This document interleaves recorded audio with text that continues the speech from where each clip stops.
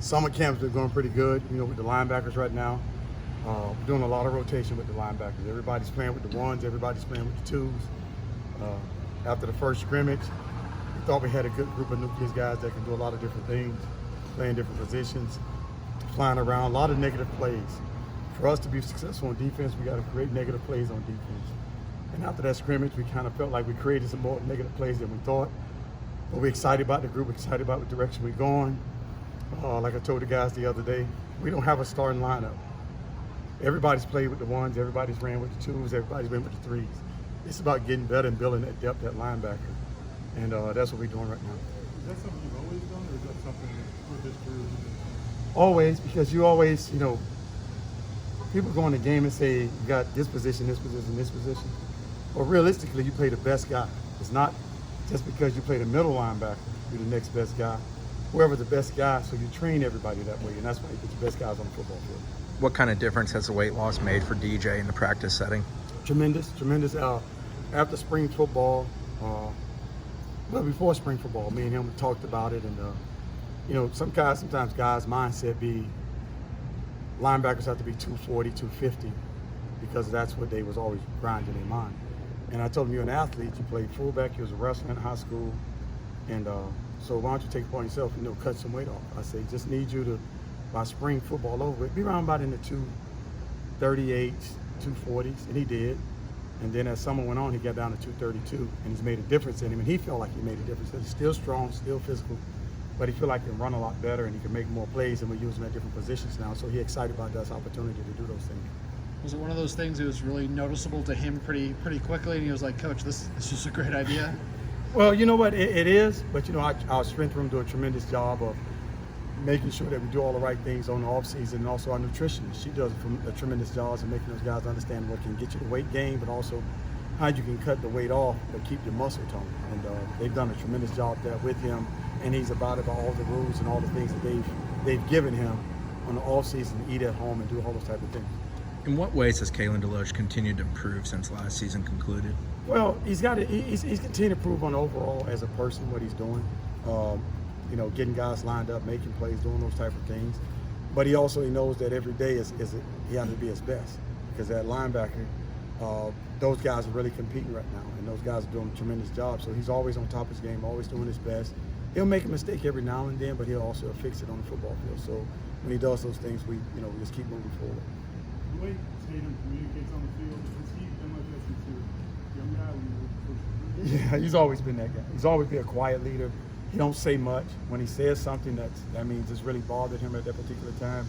But on the football field, you'll see him directing traffic a lot. That's just in him, because his mindset is everybody be on the same page, and he does a tremendous job for us. And again, guys lined up, but also communicate with the secondary and the linebackers. Brent? Responsibility do those guys have for that, making sure? Oh, it's a lot. It's like, because you also got to stop the run, you also got to play the pass. You got to react to what the defensive lineman doing, but also you have to also listen to the secondary, what calls they're giving you, to who you're taking, or your flat dropper or your curl dropper. So it triggers your mind all the time. You got to be very snap on to it, just react to what they say. Brendan Gant, obviously full-time linebacker now, a bit of a move for him. How has he come along during the preseason? What does he bring to that group? BJ's done a tremendous job for us. He's playing all three positions, but also on nickel situation we use him also, because he's still a DB in his mind sometimes. But now I talked to him the other day, he said, now I'm a linebacker now. I done gained some weight, so I feel good. But he moves around well. He's getting all the checks and things like that. And he have a lot of energy. Excited about the way he's progressed and the way he's moving on. And he can help us this season. Through 2 weeks of practice, what have you seen the strength of the overall defense? What do you think the overall strength of the defense is? I don't know what the strength is right now. I'll tell you what, the one thing about it is, like I said before camp, the biggest thing that we have to do, we have to make sure that we chasing the football hard. That's one thing that it's got to be inside you. Every great defense that everybody ever had or that I've seen or if I've coached, there's been a tremendous effort just getting to the football, chasing the football. Because if somebody make a mistake, the next guy, if he's chasing the football hard, he'll cover up for it. And that's the biggest emphasis that we're stressing right now with the coaching staff. Get to the football and making sure you end up in a frenzy getting to the ball. Do you like what you've seen in that regard? Yes, I do. I do. Very competitive group of guys. They always challenge each other, always compete against each other. But they're making sure each one of them held accountable for everything that they do. They're not letting off on anything. The small things, the big things, the little things. They're always on each other about doing the right things to make us better.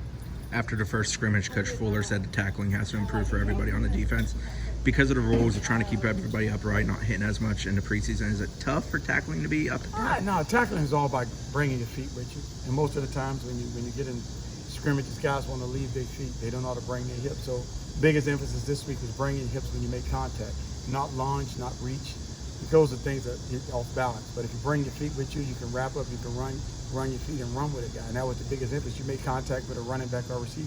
Run your feet. Just don't stop, because when you stop, you get in bad habits. So the guys have done a tremendous job the last 2 days, and we got all this week to keep working on it to the next scrimmage. What is Amari trying to do? Amari? Oh, Amari Gainer. Okay, yeah. Amari's done a good job for us. I mean, he's learning, but he's getting better. He's a lot better than he was in the spring. Like I told him, you're a lot better in the spring.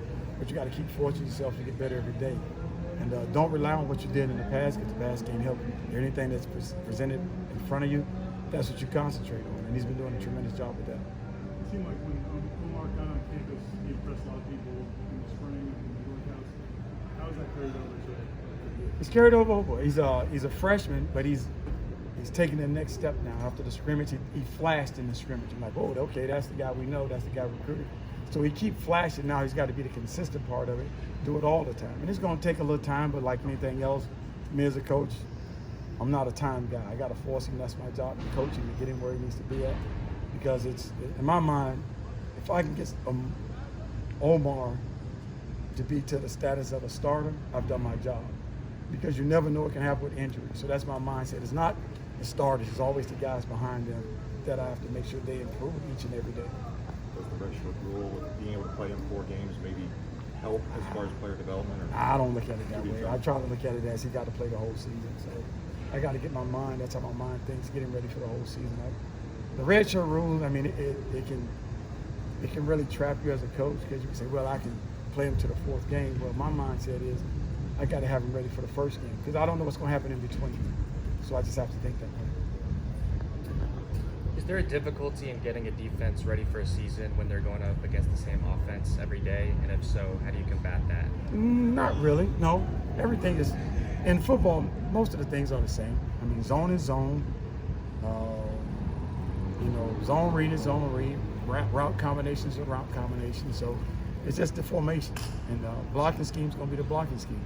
You may have 1 or 2 different things you just have to adjust. So, if you stick to the fundamentals and the techniques of what you're doing and the individual drills, anything that you see down the road, you should be able to handle.